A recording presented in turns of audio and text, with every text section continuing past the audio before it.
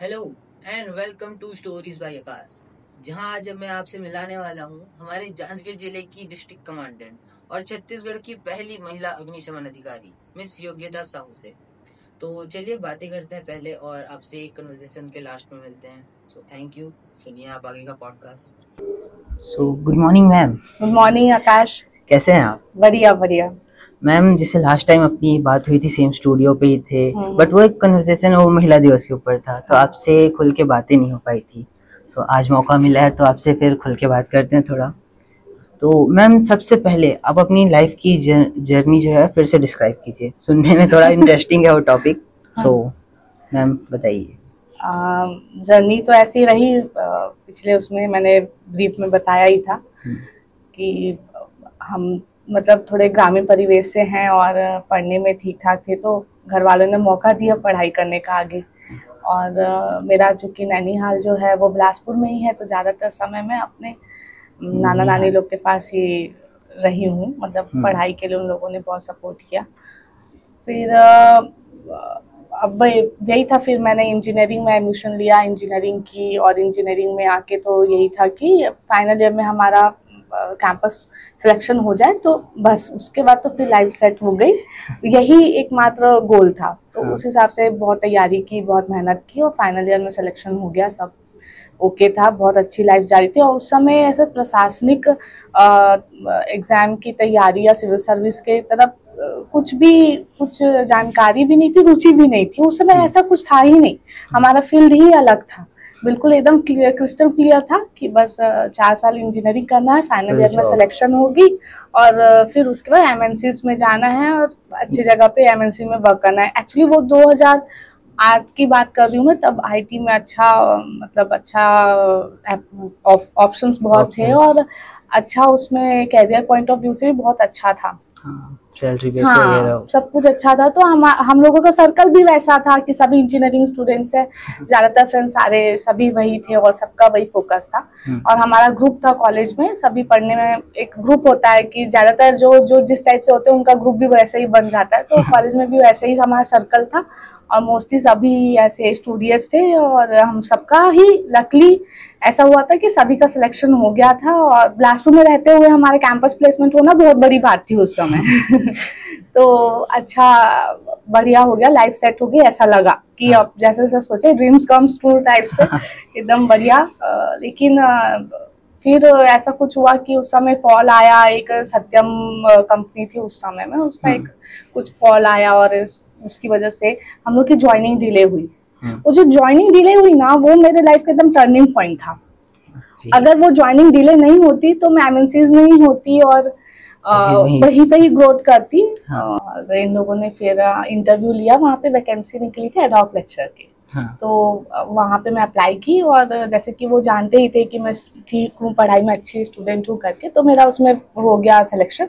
और फिर मैं वहाँ पे अपने ही इंजीनियरिंग कॉलेज में अपने ही जूनियर्स को वहाँ पे क्लास ले रही थी। हाँ, उस समय वैसा चला।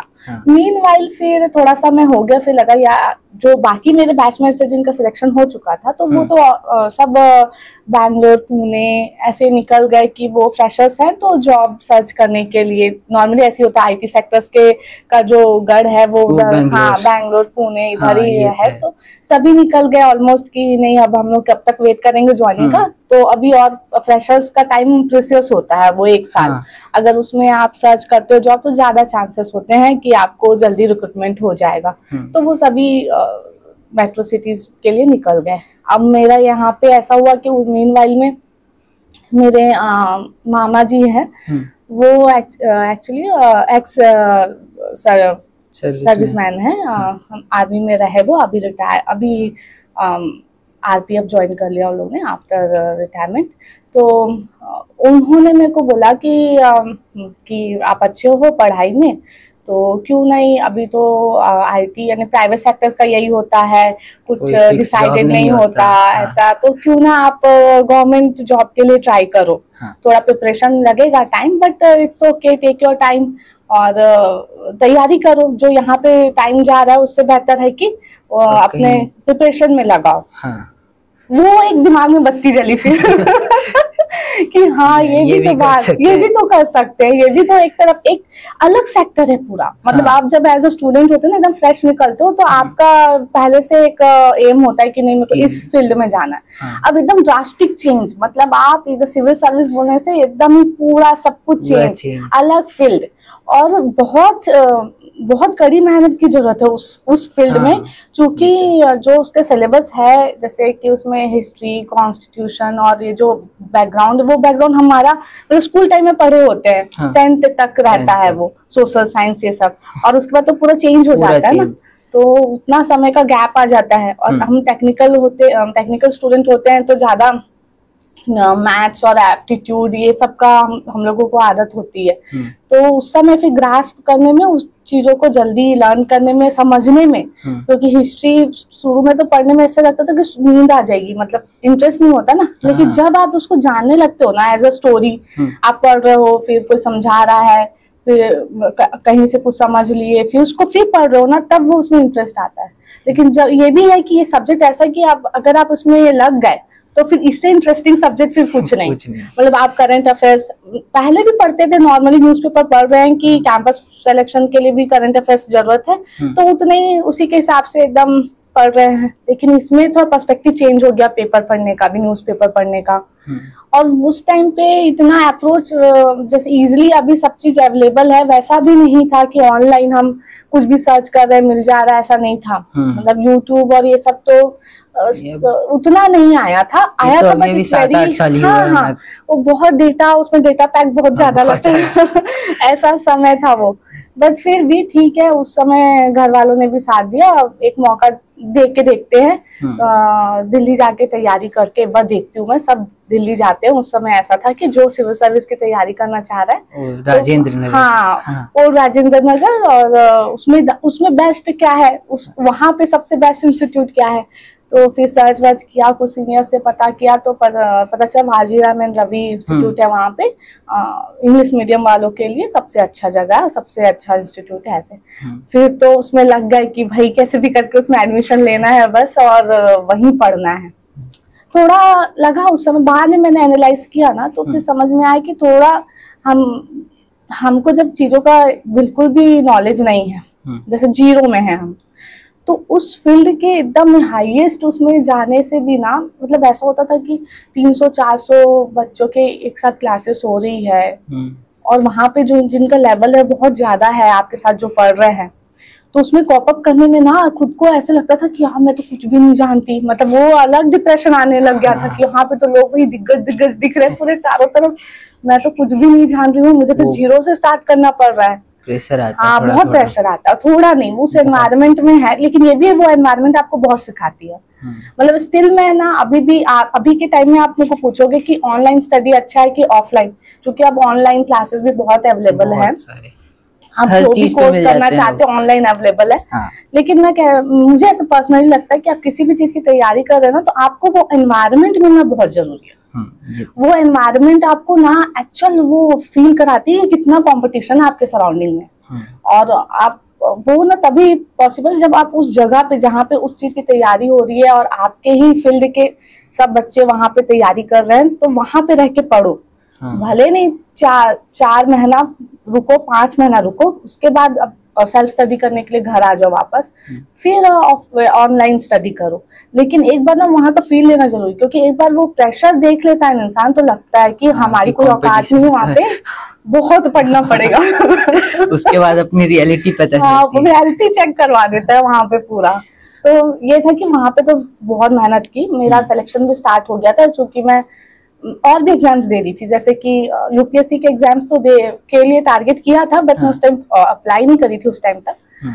साथ में जो एसएससी के एग्जाम होते हैं ना, तो फिर ऐसा होता है ना कि आपने कूद गए कि इस फील्ड में कि वो कंपटीशन एग्जाम निकालना ही है, और तब आप उसी फील्ड में जब घुस जाते हो ना, तो पूरा रिसर्च करते हो। तो मैम जैसे इतने सारे आप स्ट्रगल्स देख रहे थे, तो प्रॉब्लम्स आपको क्या क्या आई? प्रॉब्लम्स तो ऐसे आकाश बहुत सारी रही हैं। मतलब इतना आसान नहीं होता चीजें बहुत ही टफ होती, लेकिन हाँ, रास्ता भी ऊपर वाला दिखाते जाता है, बस आप सही रास्ता समझ जाए कि ये सही बात है। तो क्या हुआ था स्टार्टिंग में, यही दिक्कत थी कि मेरे बैकग्राउंड में ऐसे कोई ऑफिसर्स नहीं थे, मतलब फैमिली बैकग्राउंड में भी सभी ऐसे हाँ, फैमिली बैकग्राउंड में भी ऐसा नहीं था जो मुझे गाइड कर सके। या फिर मैं अपनी फैमिली में सबसे बड़ी बेटी, मतलब बच्चे में भी सबसे बड़ी हूँ पूरी फैमिली में। तो ऐसा होता है कि आपको कोई बताने वाला नहीं है घर में, हाँ, गाइडेंस की सही चीज की, आपको क्या पढ़ना है, कितना पढ़ना है, किससे पढ़ना है। लेकिन चूंकि उस समय मेरे सर्कल अच्छे थे, तो मुझे अच्छे लोगों ने बहुत हेल्प किया, कुछ कुछ मार्गदर्शन मिलता रहा कि नहीं इतना पढ़ लो, इस बुक से पढ़ लो। लेकिन फिर मैं जब दिल्ली गई तो फिर समझ में आया कि यहाँ पे भी अथाह है, मतलब आप वहाँ का एनवायरनमेंट तो शब्दों में बयां ही नहीं कर सकते। अभी तो जो बच्चे जा रहे, कई सारे तो अब वहाँ पे सिलेक्शन लेकर आ रहे हैं, बहुत अच्छी बात है और बहुत अच्छी जगह है वो, लेकिन वो ना ऐसे दरिया है बिल्कुल, पूरे शॉप, वो फोटोकॉपी के शॉप चारों तरफ और सारे मटेरियल्स मिलेंगे। आप इतने सारे स्टडी मटेरियल्स में से आपको पढ़ना क्या है, ये मेन मुद्दा रहता है कि समझ ही नहीं आता। और फिर हाँ, फिर मैं क्लास वगैरह ज्वाइन की, मेरी पढ़ाई अच्छी चली थी। वही मैं बताई थी कि मैं और भी फिर जब इसमें डूब गए तो फिर पूरा उसमें रिसर्च किए, कोई बड़ा सीनियर मिल गया, जैसे कि वहां पे भी एक सर्कल बन गया, अब उसके भी कोई सीनियर लोग मिलने आ रहे। मोस्टली क्या होता था, छत्तीसगढ़ से मेरे को मतलब वहां पे कम कंपनी मिली, अदर स्टेट्स के लोग ज्यादा थे वहां पे, खास करके क्या कि महाराष्ट्र और साउथ इंडियंस ज्यादा उस क्षेत्र में ज्यादा थे, और अपने यहाँ से भी तो अच्छा सर्कल बना वो भी। तो उन लोगों जो सीनियर्स उनके निकाल लिए हैं, या फिर जो कुछ कॉलेज के सीनियर्स हैं, मेरे कुछ कॉलेज के सीनियर्स भी मिले मुझे वहाँ पे। तो उन लोगों ने फिर बताया सेलेक्टिव की नहीं, इतना इतना ये पढ़ लो और ये भी एग्जाम दो, ये भी एग्जाम होता है, ये सिर्फ नहीं है और भी इससे से लिंक है। फिर मैंने फिर वो उसमें जाते थे, फिर वो इंटरनेट कैफे में उस टाइम पे कैफे में जाके सर्च करे और कौन कौन से एग्जाम्स होते हैं, या फिर कौन से नियर बाई एग्जाम क्या है, ऐसे। तो फिर सर्च किया, फिर एसएससी का पता चला, फिर ऐसे करके तो मेरी पढ़ाई अच्छी चल रही थी। उसमें पीक में एक टाइम आता ना कि आप पूरा पढ़ के एकदम हाँ डूब गए, और आपका एक पीक टाइम आता है वैसा। और उस समय ना क्या होता है कि आप फिर कुछ भी एग्जाम दे रहे हो ना, तो वो उसमें कॉन्फिडेंस भी आते जाता है, मतलब आपका एग्जाम क्लियर होने लगता है, स्टार्टिंग हो जाती है। जैसे कि मेरा पहला जो सिविल मतलब इस एग्जाम गवर्नमेंट सेक्टर में जो एग्जाम निकला था वो सेंट्रल पुलिस का था। मतलब मैंने सोचा नहीं था वो पुलिस का सर्विस जो पहला क्लियर किया था सेंट्रल वाला, और लास्ट में आके मैं यूनिफॉर्म सर्विस में ही आऊंगी, मुझे नहीं मालूम था, बट वो एसएससी के थ्रू हुआ था। तो वो था, मतलब उसको किया। तो फिर ऐसा था कि अभी तैयारी करनी है, अभी उसमें और फोकस करते हैं और तैयारी करते हैं उसके ना नेक्स्ट, मतलब मैंने रिटन क्वालिफाई कर लिया था, फिर नेक्स्ट लेवल के लिए फिर मैं टाइम था उस बीच में, तो मैं और भी तैयारी कर रही थी। मीनवाइल क्या हुआ कि देखिए हम लोग मध्यम वर्गीय ऐसे मिडिल क्लास फैमिली से हैं। मेरे पापा का ना उसी समय मेजर ऑपरेशन हुआ, तो वो जो 2 बड़े मेजर ऑपरेशन हुए पापा के, वो ड्रास्टिक वो था हमारे लिए, बहुत ही झटके वाली बात थी। और क्योंकि मेरे पापा बहुत ही सिंपल लिविंग, उनका डाइट भी एकदम सिंपल रखते हैं वो, और शुरू से उनको हमने ना योगा करते देखा है, मतलब वो बहुत ही जो अभी हम वर्ड यूज करते हैं ना फिटनेस फ्रीक, मेरे पापा को मैंने इतने सालों से बचपन से देखते आ रही हूँ कि वो उनके जैसा फिटनेस फ्रीक कोई नहीं होगा। वो बहुत ही एकदम डाइट उनका जितना लेना उतना, और बहुत ही अच्छा योगा शुरू से करते हुए। ऐसे पर्सन को अगर कोई मतलब अपना जॉइंट्स रिलेटेड कुछ प्रॉब्लम हुआ और उनका मेजर ऑपरेशन होने वाला है, तो बहुत ही ज्यादा फैमिली के लिए बहुत टफ टाइम था। तो उस समय क्या हुआ कि उनके ऑपरेशन के बाद, चूंकि हम तो कोई गवर्नमेंट सर्विस वाले थे नहीं, मेरे पापा भी ऐसे बिजनेस के ही हैं, उनका अपना काम है, तो वो एक तरीके से शटर डाउन हो गया, क्योंकि he is the only man की जो मतलब bread earner of a family, मतलब हमारे घर के। अब मेरे को इतना पढ़ाई वहां करवा रहे हैं, वहां इतना एक्सपेंस होता है, तो एक तरीके से था। और ये हुआ है आपके मीनवाइल जब मैं तैयारी कर रही हूँ और पीक टाइम पे हूँ, और उसी टाइम पे क्या हुआ कि मैं बताई ना कि मैं और भी एग्जाम्स दे रही थी। तो बीच में ऐसा हुआ था कि कुछ दिनों के लिए मैं बिलासपुर आई थी। उस समय मैंने ऐसे ही, मतलब मैं आपको क्या बताऊं, डेस्टिनी, हाँ मैं ऐसे ही कुछ काम से एक CMD चौक के पास एक पहले एक पुस्तक की दुकान होती थी, उनका उसका नाम मैं भूल रही हूँ। वहाँ एक बहुत ही ना बुजुर्ग से व्यक्ति हैं, वो बैठा करते थे, तो वो उनसे मैं हमेशा इंटरेक्ट कर लेती थी जाते वाते, ऐसे आते जाते, थोड़े से बुजुर्ग थे तो अच्छा लगता था, कुछ भी नया बता देते थे वो। तो मेरे को देखे ना तो बोले बेटा एक तो ना एग्जाम आया है फॉरेस्ट डिपार्टमेंट का, भर दो ना, ये देखो फॉर्म, मतलब ये है जानकारी, भर लो करके। तो बोली ठीक है अंकल, ऐसे करके मैंने उनसे फॉर्म लिया उस समय और उसको भर दिया। और उसका ना प्रोसेस बहुत जल्दी हुआ, मतलब मैंने सोचा भी नहीं था कि इतना जल्दी प्रोसेस होगा। उसका विद इन अ मंथ 2 महीने के अंदर शायद उसका रिटन एग्जाम हो गया, रिटन एग्जाम क्वालिफाई हो गया और रिजल्ट भी बहुत जल्दी जल्दी आए, मतलब बहुत जल्दी हो रहा था। और मैं उसी के लिए वहां से आती थी दिल्ली से एग्जाम देने के लिए, फिर उसका फिजिकल हुआ और फिर उसका इंटरव्यू भी आ गया 15-20 दिन में, और इंटरव्यू के बाद फिर रिजल्ट भी आ गया, तो मेरा रैंक आ गया उसमें अच्छा। और मेरा उसमें वन विकास निगम है उसमें असिस्टेंट रेंज प्रोजेक्ट ऑफिसर का पोस्ट था वो। तो अब वो सिलेक्शन हो गया। जब तक फाइनल सिलेक्शन नहीं होता तो बंदे के पास ऑप्शन होता है कि नहीं पढ़ रहा है करके अब तो सिलेक्शन हो गया, तो उसके बाद और मेरे घर का उस समय ऐसा मतलब परिस्थिति ऐसे ही बन गई थी कि पापा की भी तबीयत खराब है, क्योंकि उनको 1 साल पूरा वो बेड में थे उस समय। तो वो वही ड्यूरेशन था, स्टार्टिंग था, उनका ऑपरेशन हुआ था जस्ट उसके बाद की बात है। और मैं सबसे बड़ी थी घर में, तो फिर लगा कि एक मैच्योर होता है ना कि आप बड़े हो, घर के बच्चे में बड़े हो, तो एक डिसीजन लिया कि चलो ठीक है, जो दिल्ली में जितना पढ़ना था पढ़ लिए और पढ़ाई तो मेरी अच्छी चल रही है, तो एक बार जो गवर्नमेंट जॉब लग गया है तो उसको ज्वाइन कर लेते हैं और उसके बाद फिर यहाँ पे रहते रहते पढ़ लेंगे। वो कोई भी नॉर्मल, मुझे लगता है कि शायद नॉर्मल पर्सन ऐसे ही डिसाइड करेगा, पता नहीं, मैंने भी मिडिल क्लास आदमी के लिए ये डिसाइड करना बहुत टफ भी लगता है और सही भी डिसीजन है। उस समय परिस्थिति के अनुसार मैंने यही डिसीजन लिया और मैंने वो जॉब ज्वाइन कर लिया। तो वो ये भी एक मेरे बोलना चाहिए कि टर्निंग पॉइंट था कि बहुत अच्छी तैयारी थी और किसी रीजन से यहाँ पे आ गए। अब यहाँ पे आए तो चीजों को जानने समझने में टाइम लगा, मतलब कॉप अप करने में। आपका ड्रीम बहुत हाई है और आप पोस्ट ज्वाइन कर, लेकिन आप सेटिस्फाई नहीं हो अंदर से। वो चीज मेरे को बहुत खलता था अंदर से, मतलब आप एक बार ज्वाइन कर लेते हो ना तो फिर वो पढ़ाई के लिए आपको वो टाइम नहीं मिल रहा है, मैनेजमेंट दिक्कत है। और फिर मैं मतलब एक दिमाग में होता है ना कि हमने बहुत अच्छा सोच के रखा है और फिर मतलब वो कॉप अप करना ना उस समय सिचुएशन से बहुत ही टफ हो जाता है। फिर जैसे तैसे कुछ सीनियर्स थे वहां पे, उन लोगों ने बहुत सपोर्ट किया मेरे को। उस समय खास करके खान सर करके मेरे SDO थे जब मैं ज्वाइन की थी, उन्होंने ना देखा कि हम मतलब बच्चे समान ही हैं हम उनके, तो बच्चे मतलब इस बच्ची में बहुत आगे पढ़ सकती है, कर सकती है, तो उन्होंने फिर प्रमोट किया, सपोर्ट किया उस समय थोड़ा। तो फिर मैं पढ़ाई अपना कंटिन्यू करी, क्योंकि UPSC का लेवल बहुत हाई हो जाता है और उसके लिए अच्छा डेडिकेशन चाहिए आपको। और बहुत मैंने कोशिश किया, ऐसा नहीं किया, लेकिन मेरे को फिर उसमें सफलता नहीं मिली।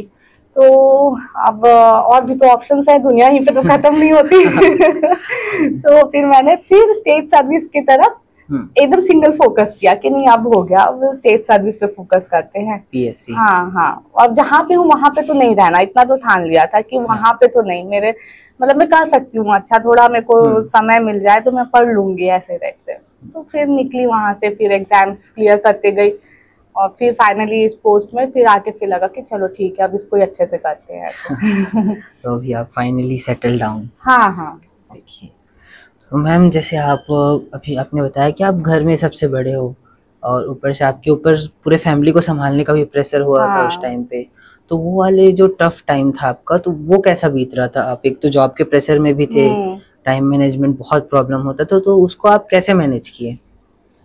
वो बहुत ही मुश्किल दौर है आकाश, वो जो मुझे लगता है हर व्यक्ति के, हर इंसान के जीवन में ऐसा जो सिल्वर स्पून से पैदा नहीं हुआ है, तो उसके जीवन में ऐसा पड़ाव तो जरूर आता होगा जब आपको हर चीज बैलेंस करना है, घर की जिम्मेदारी भी और साथ में आपको काम भी करना है और अपने ड्रीम एम्बिशन के लिए भी समय देना है, क्योंकि आप वहां पे सेटिस्फाई नहीं हो जहाँ पे आप काम कर रहे हो।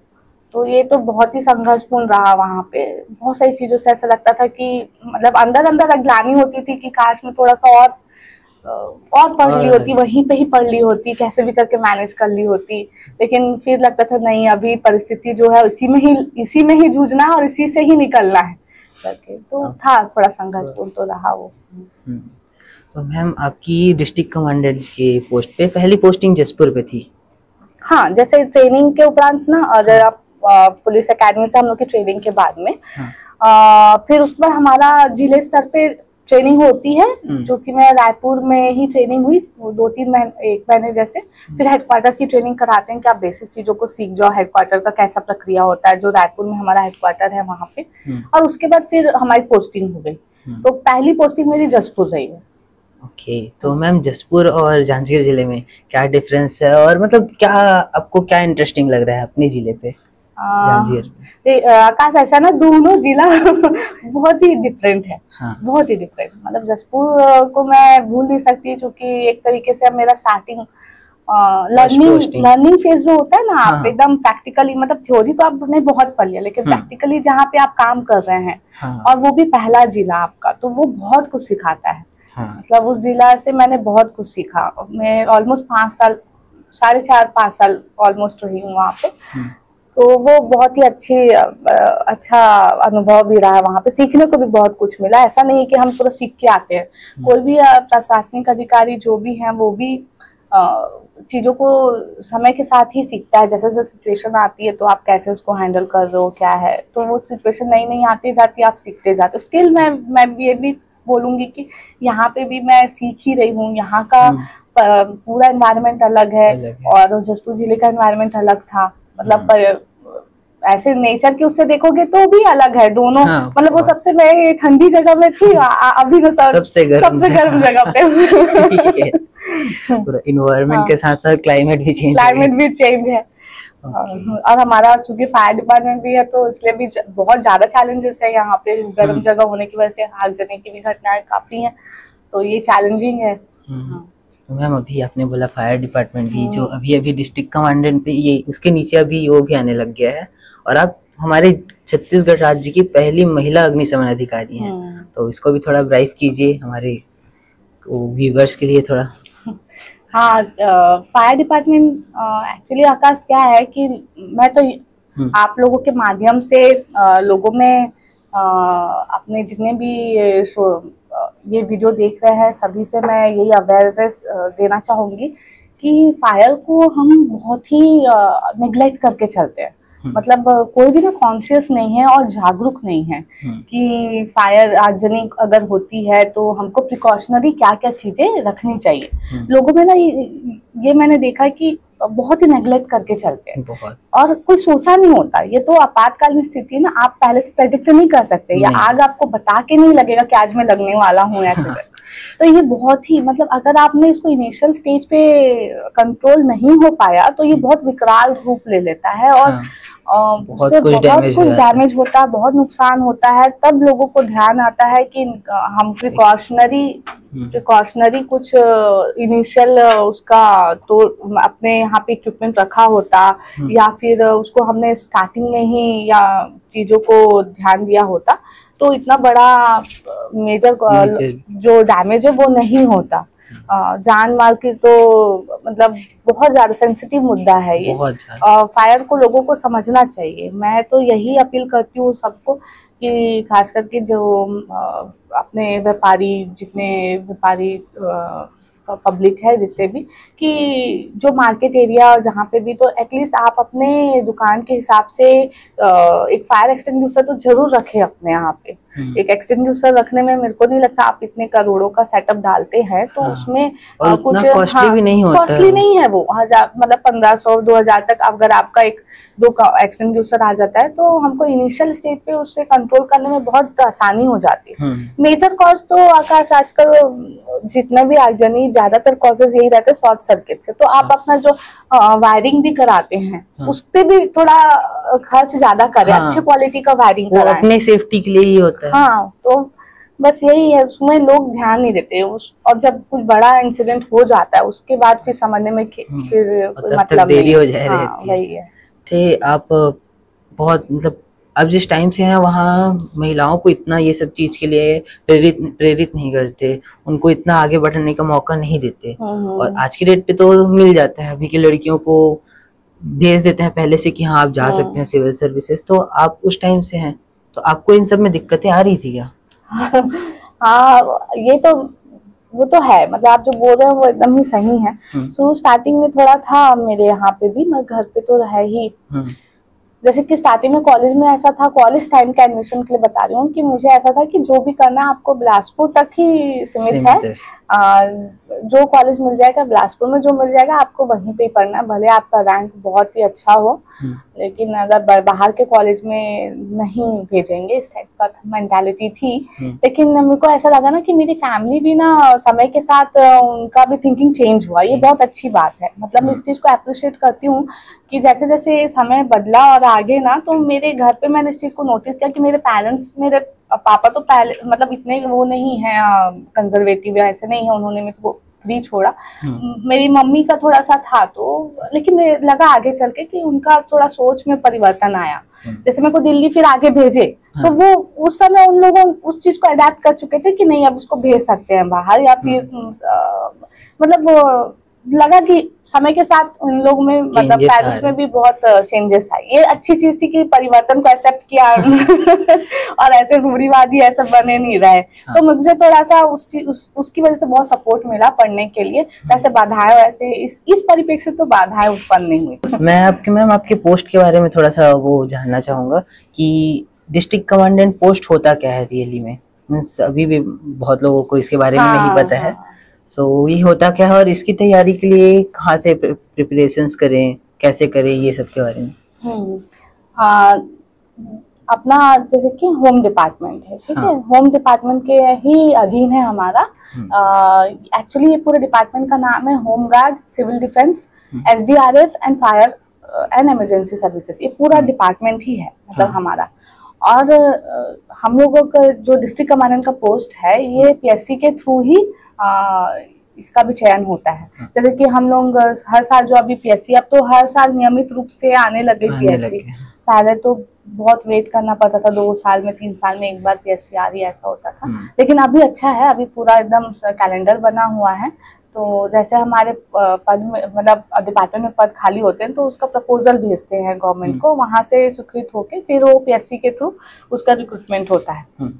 ऐसे ही सभी विभाग से ऐसा बनता है। तो हम लोग ने जब भी देखा होगा कि नोटिफिकेशन जब आता है PSC के एग्जाम का, तो उसमें पद डिफाइन होता है कि इतने पद हैं, और जैसे डिप्टी कलेक्टर के इतने पद रिक्त हैं और इतना पोस्ट आया, इतना पोस्ट आया करके पूरा फिर जो टोटल पोस्ट है वो हाईलाइट होता है, इस बार इतने पोस्ट निकले हैं, ऐसे करके इसका एग्जाम होना है। तो वैसे ही है, सेम है। तो उसका डिस्ट्रिक्ट कमांडेंट जिला सेनानी का भी पोस्ट उसी से ही रिक्रूट होता है। और जैसे हर डिपार्टमेंट में कोटा होता है कि कुछ प्रतिशत जो होता है प्रमोटेड के लिए होता है, कुछ फ्रेशर रिक्रूटमेंट के लिए होता है। वो हर डिपार्टमेंट में होता है। जो फ्रेशर वाला है वो हम लोगों का PSC के थ्रू ही होता है। तो जब हम मतलब ये ऐसे ही है, मतलब DSP और डिस्ट्रिक्ट कमांडेंट का एक साथ ही सारा कुछ इक्विवेलेंट है। ट्रेनिंग वगैरह सब एक साथ ही होता है, सब कुछ सेम होता है। और उसके बाद लगभग 1-1.5 साल की ट्रेनिंग पुलिस अकेडमी में, और फिर पासिंग आउट परेड होता है। बहुत अच्छा समय था वो भी। हमारा ट्रेनिंग वाला शेड्यूल भी बहुत अच्छा, मतलब बहुत मर के हम लोग तो ऐसे पढ़ाकू रहते हैं, पढ़ने वाले होते हैं, फिजिकल तो कुछ करते नहीं है। तो जब वहां जाते हैं और जब उस्ताद हम लोगों को जो मतलब दौड़ाना शुरू करते हैं, तब फिर याद आता है कि हाँ बहुत टफ ट्रेनिंग हो रही है, क्योंकि तब इंडोर क्लास भी होती है और आपको आउटर में फिजिकल एक्टिविटीज भी बहुत होता है।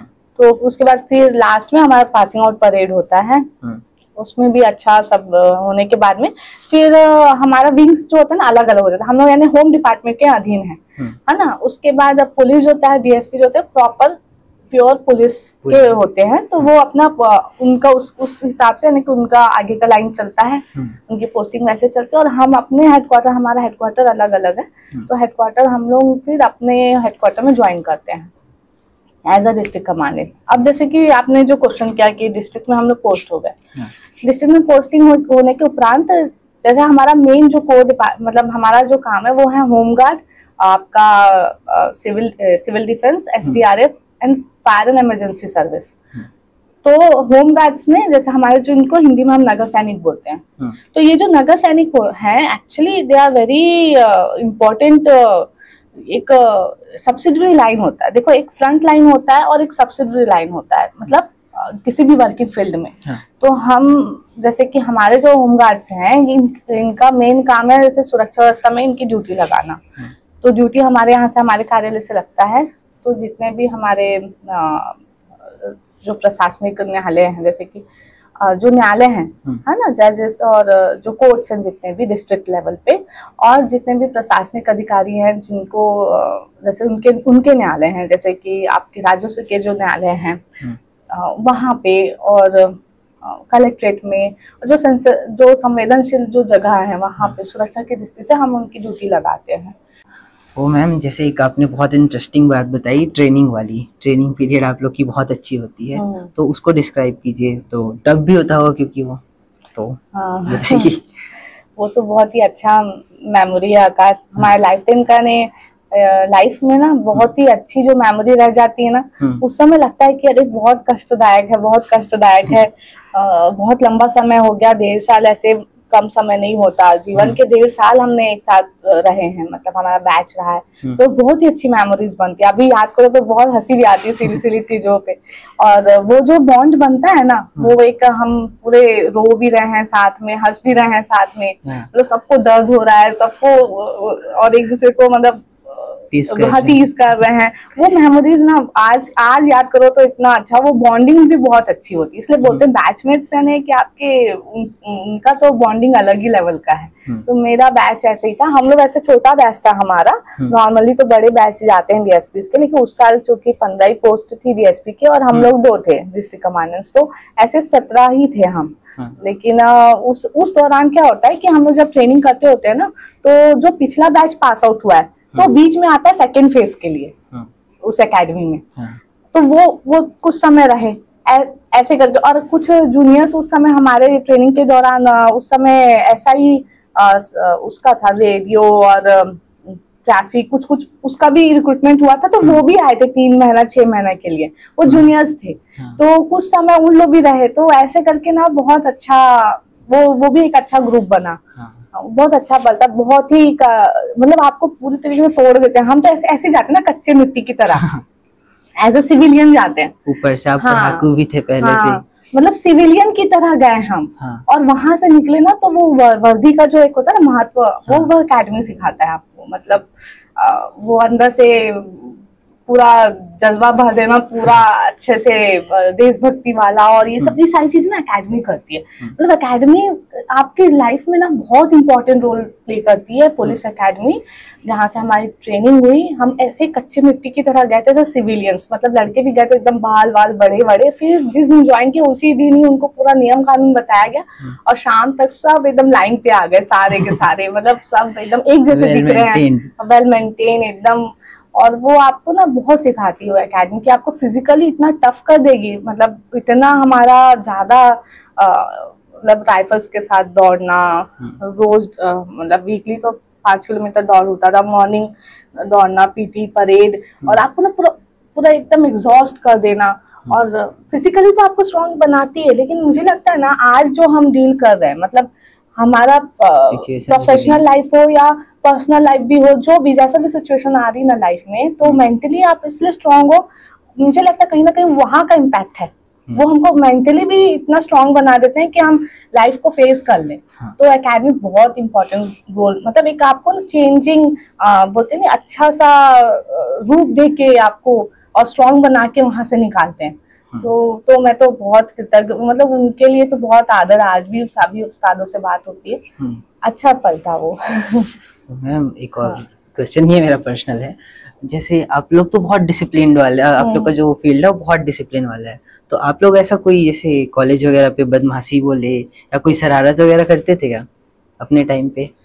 ऐसे हम लोग ऐसे शरारती बच्चों में नहीं रह कभी ऐसे मलाल होता है कभी कभी सोचने में, यार ऐसा कुछ मेमोरी क्यों नहीं है एकदम कुछ उठपटांग वाला।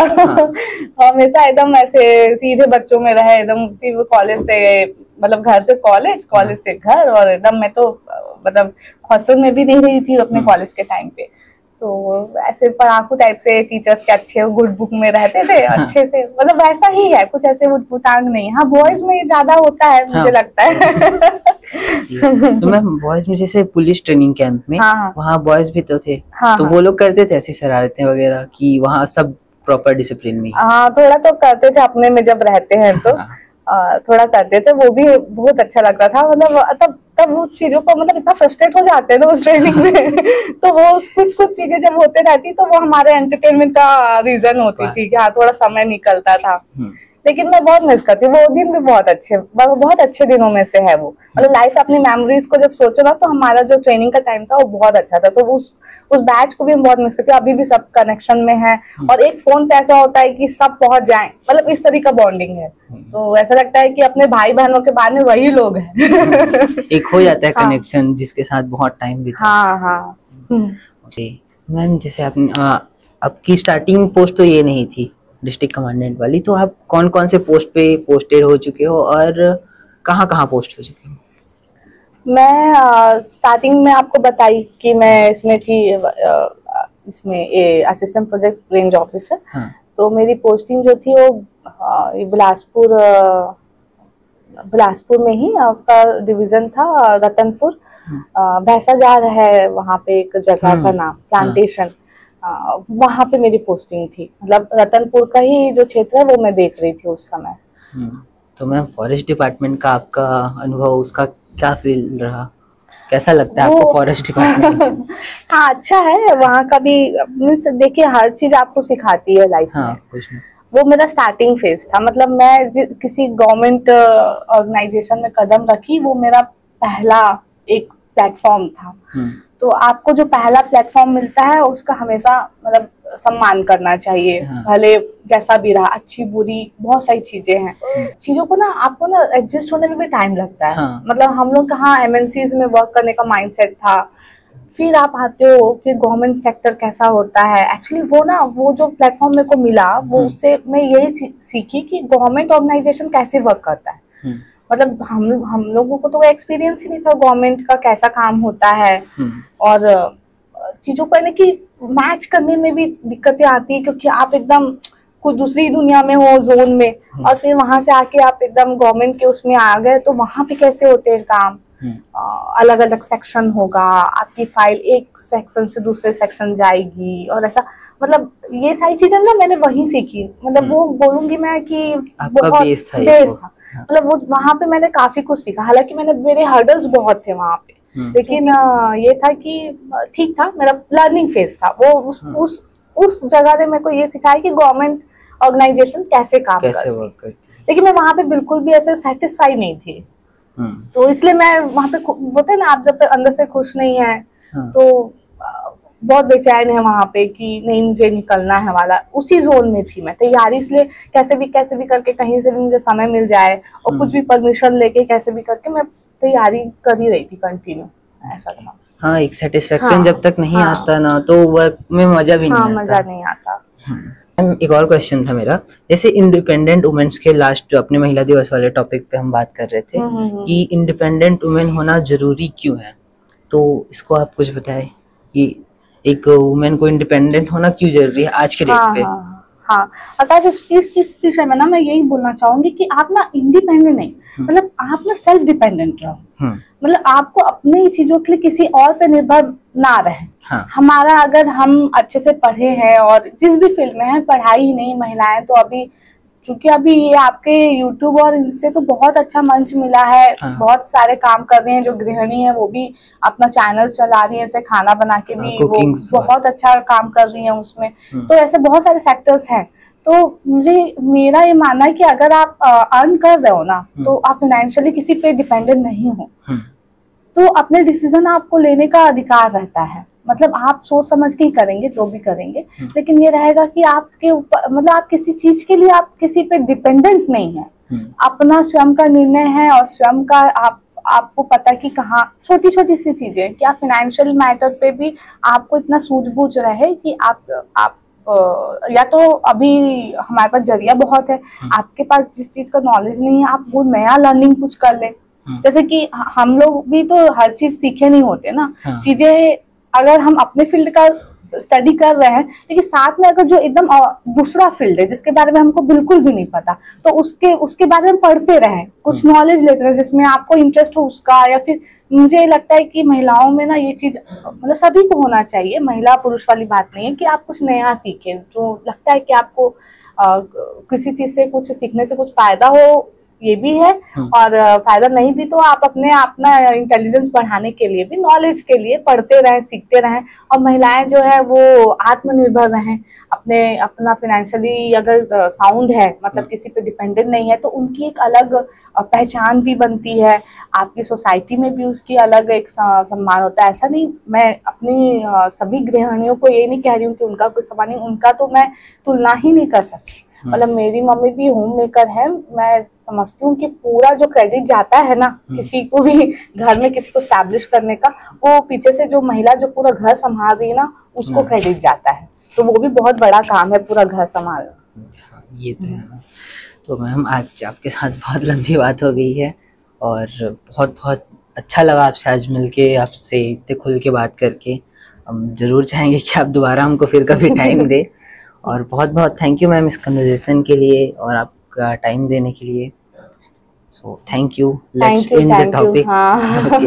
Thank you Akash, thank you मेरे को इनवाइट करने के लिए, और बहुत सारी चीजों पे चर्चा हुई। Thank you so much, and best wishes आपके लिए। बहुत बहुत थैंक यू मैम। मैम तो बेस्ट विशेस एक हमारी जनता के लिए भी कुछ हो जाए, उनको कुछ मोटिवेट कर दीजिए आगे करने के लिए।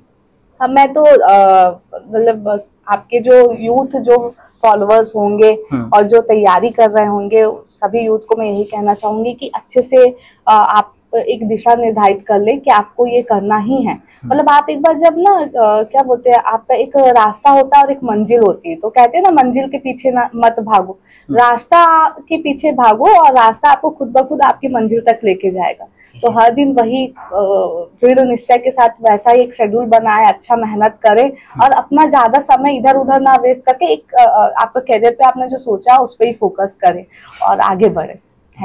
थैंक यू बहुत बहुत धन्यवाद आपका फिर से। बहुत बहुत धन्यवाद आपका यह वीडियो पूरा देखने के लिए, और ऐसे इंटरेस्टिंग लोगों से मिलने के लिए आप मेरे चैनल को सब्सक्राइब